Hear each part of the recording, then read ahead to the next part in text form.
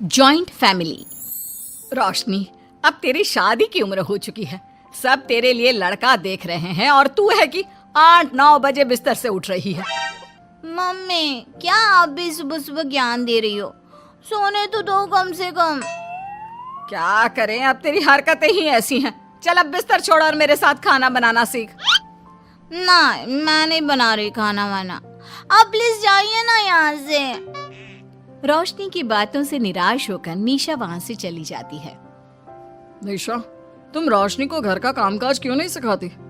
अगर यही हाल रहा फिर तो 2 दिन में उसके ससुराल वाले उसे यहाँ छोड़कर चल देंगे। मैं तो बहुत कोशिश करती हूँ उसे घर की जिम्मेदारियां सिखाने की, लेकिन वो मेरी सुने तब ना। आप तो जानते ही हैं ना कि वो कितनी जिद्दी है। हमें निशा के लिए एक ऐसा लड़का ढूंढना होगा जिसका भरा पूरा परिवार हो। सास ससुर से लेकर जेठ जिठानी देवर ननद सब हो। यहाँ ना सही, लेकिन शादी के बाद उसे वहाँ अपनी जिम्मेदारियों का एहसास जरूर होगा। कुछ दिनों के बाद रोशनी का परिवार उसके लिए लड़का देखना शुरू कर देता है और एक दिन चिराग नाम का लड़का रोशनी को देखने अपने परिवार के साथ उसके घर पहुंच जाता है। देखिए भाई साहब, मैं पहले ही आपको बता देती हूँ, हमारा परिवार बहुत बड़ा है, इसलिए अगर आपकी लड़की हमारे घर की जिम्मेदारियाँ बिना ना नुकुर के उठा सकती है तभी हम ये रिश्ता पक्का करेंगे। अरे ये भी कोई बोलने वाली बात है बहन जी। हमारी रोशनी आपके पूरे परिवार को बैठे बैठे खिला सकती है। इतनी जिम्मेदार है मेरी बेटी। अगर ऐसी बात है फिर तो हमें इस रिश्ते से कोई आपत्ति नहीं है। तो फिर चट मंगनी पट ब्याह के बारे में क्या ख्याल है? हाँ बिल्कुल, शादी में देर किस बात की। 3 हफ्ते बाद ही शादी का शुभ योग है। अगर आपको कोई दिक्कत ना हो तो हम इनकी शादी भी 3 हफ्ते बाद ही करा देते हैं। अरे हमें इसमें कोई परेशानी नहीं है।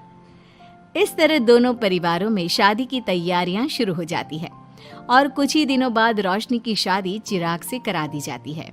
शादी के बाद, बहू इनसे मिलो, ये है तुम्हारी दादी सास, ये बड़ी सास और बड़े ससुर, ये तुम्हारे जेठ, ये जेठानी, ये दोनों तुम्हारे देवर और ये इस परिवार की सबसे छोटी बेटी सिमरन, यानी कि तुम्हारी ननद है। परिवार में इतने सारे लोगों को देखकर रोशनी का सर चकरा जाता है। वो अपना सर पकड़ लेती है और मन ही मन सोचने लगती है, हे भगवान, ये किस जन्म का बदला लिया है आपने मुझसे? मैंने क्या बिगाड़ा था आपका जो आपने मुझे ऐसा परिवार दिया? बेटा, किस सोच में पड़ गई तुम? और कितने लोग हैं आपके परिवार में? बस हम इतने ही लोग हैं बेटा, ज्यादा लंबा परिवार नहीं है हमारा। अब इससे लंबा और कितना बड़ा परिवार होगा आपका? ये ससुराल कम चिड़ियाघर ज्यादा लग रहा है। कुछ कहा क्या तुमने बेटा? नहीं मम्मी जी, वो मैं बहुत थक गई हूँ, तो क्या अब मैं सोने जा सकती हूँ? हाँ क्यों नहीं बहू। चिराग, बहू को अंदर कमरे में लेकर जा।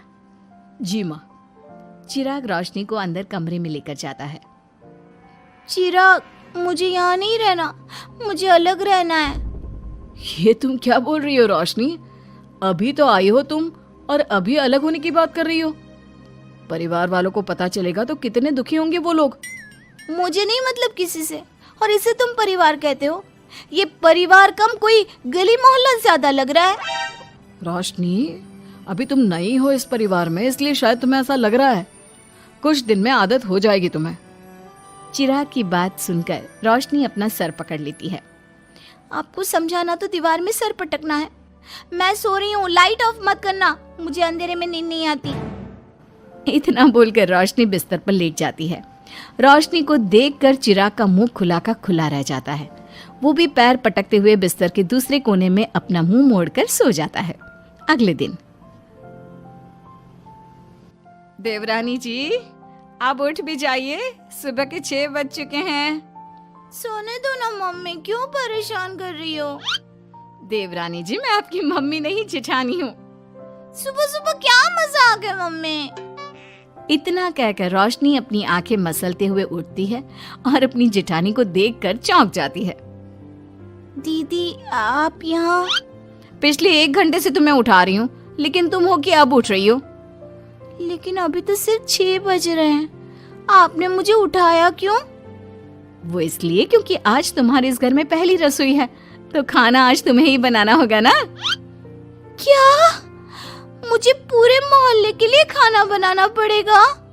नहीं रोशनी, तुम्हें पूरे मोहल्ले के लिए नहीं, सिर्फ परिवार के लोगों के लिए ही खाना बनाना है। आपका परिवार किसी मोहल्ले से कम है क्या? कुछ कहा क्या तुमने? हाँ नहीं दीदी, आप चलिए, मैं अभी फ्रेश होकर आती हूँ। आरती वहां से चली जाती है, जिसकी थोड़ी देर बाद रोशनी भी रसोई में जाकर मजबूरी में सबके लिए खाना बनाने लगती है। पूरे 2 घंटे मेहनत करने के बाद उसका खाना बनकर तैयार होता है। वाह बहू, खाना तो बड़ा स्वाद बना है। सच में बहू, तुमने भले ही बहुत देर लगाई खाना बनाने में, लेकिन खाना बहुत स्वादिष्ट बना है। आपके हाथों में तो जादू है देवरानी जी। मैं तो कहती हूँ अब से रोज आप ही खाना बनाया कीजिए, क्यों मम्मी जी? हाँ हाँ बेटा, बिल्कुल ठीक कहा तुमने। रोशनी, आज से रोज तुम ही खाना बनाना। ये सुनकर रोशनी चौंक जाती है। खाना खाने के बाद सभी लोग रोशनी को शगुन का नेक देते हैं और फिर अपने अपने रूम में चले जाते हैं। क्या यार रोशनी, इतना टेस्टी खाना बनाना जरूरी था क्या? अब फंस गई ना तू। ये सब माँ पापा की वजह से हो रहा है, उनके कारण मुझे ये सब झेलना पड़ रहा है। रोशनी गुस्से में अपने रूम में जाती है और अपनी माँ को फोन मिलाती है। मम्मी, मैं आपको कभी माफ नहीं करूंगी।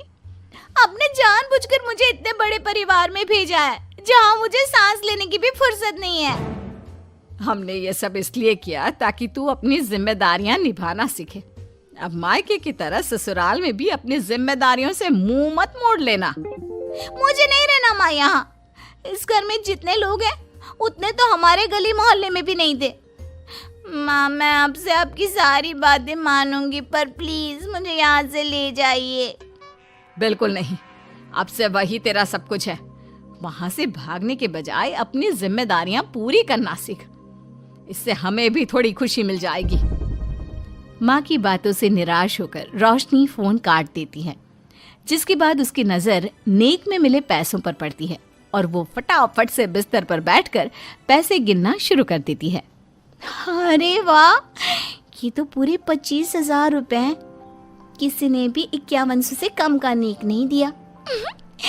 चलो अच्छा है, कुछ तो फायदा हुआ इतने बड़े परिवार में शादी करने का। अब इन सब पैसों से मैं अकेले शॉपिंग करूंगी, बहुत मजा आएगा। शॉपिंग के बारे में सोच सोच कर ही रोशनी अपने बिस्तर पर कूदने लगती है। उसे बिस्तर पर कूदता देख सभी लोग चौंक जाते हैं। भाभी, आप ऐसे क्यों उछल रही हो? छोटी बच्ची हो क्या? अपनी ननद की बात सुनकर रोशनी का मुंह खुला का खुला रह जाता है।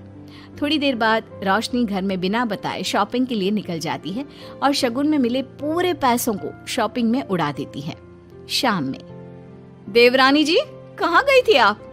जानते हैं सब आपके लिए कितना परेशान हो गए थे, कम से कम आपको बताकर तो जाना चाहिए था ना। सॉरी दीदी, मैं आप लोगों को बताना भूल गई। वैसे इतने सारे बैग किस चीज के हैं? तुम शॉपिंग करने गई थी क्या? हाँ दीदी, वो आज नेक में इतने सारे पैसे मिले थे ना, तो मैंने सोचा क्यों ना मैं उन पैसों की शॉपिंग ही कर लूं। अरे वाह, ये तो बहुत अच्छा सोचा तुमने। मम्मी, पापा, सिमरन, देवर जी, सब बाहर आइए। देखिए रोशनी हम सब के लिए क्या लाई है। रोशनी कुछ समझती उससे पहले ही वहाँ सब लोग आ जाते हैं। क्या हुआ आरती बहू, क्यों चिल्ला रही हो? अरे देखिए ना माँ, रोशनी हमारे लिए शॉपिंग करके आई है। वो देखिए, रोशनी हम सब के लिए कितने कपड़े लेकर आई है। आरती की बात सुनकर रोशनी के पैरों तले जमीन खिसक जाती है। उसके मुंह से एक शब्द तक नहीं निकलता। सच में भाभी, आप कितनी अच्छी हो। बेटा, हम सबके लिए तुझे खरीदारी करने की क्या जरूरत थी? अभी तेरी नई नई शादी हुई है, तुझे अपने लिए लेना चाहिए था ना। एक काम कर, ये सारे कपड़े तू ही रख ले, किसी को कुछ देने की जरूरत नहीं है। चलो, कोई तो समझदार है इस घर में। वाह भाभी, कितनी सुंदर ड्रेस है। ये शॉर्ट ड्रेस मुझे पता है आप मेरे लिए ही लाए होंगे, है ना? इसे मैं रख लेती हूँ। माँ, रोशनी इतने प्यार से सबके लिए कपड़े लेकर आई है, हमें मना नहीं करना चाहिए। तू सही बोल रही है बेटा, उसका मन रखने के लिए मैं ले लेती हूँ 1-2 साड़ियाँ। रोशनी झूठी मुस्कान लिए खड़े होकर सब देखती रहती है। देखते ही देखते उसके लाए सारे कपड़े घर वाले आपस में बांट लेते हैं और अब सिर्फ एक रुमाल को छोड़कर उसके पास कुछ नहीं बचता। अब ये रुमाल भी क्यों छोड़ा, इसे भी ले ही लेते। इतने में ही सिमरन रोशनी को आवाज देती है। भाभी, वो गलती से रुमाल रह गया है, क्या वो मुझे मिल सकता है? रोशनी वो रुमाल भी सिमरन को दे देती है। इतनी मेहनत से मैंने ये सब कुछ लिया था, लेकिन इन लोगों से मेरी खुशी बर्दाश्त नहीं हुई, कुछ भी नहीं छोड़ा। थोड़ी देर बाद रोशनी का पति भी वहां आ जाता है। मैंने सुना है आज तुमने सभी के लिए खरीदारी की है, तुम मेरे लिए कुछ लेकर नहीं आई? बस फिर क्या था, इतना सुनते ही रोशनी का पारा हाई हो जाता है और वो चिराग को घूरने लगती है, जिससे चिराग डर के मारे वहां से खिसक जाता है। हाय रे, फूटी किस्मत मेरी, जो ये जॉइंट फैमिली मेरे मत्थे चढ़ी।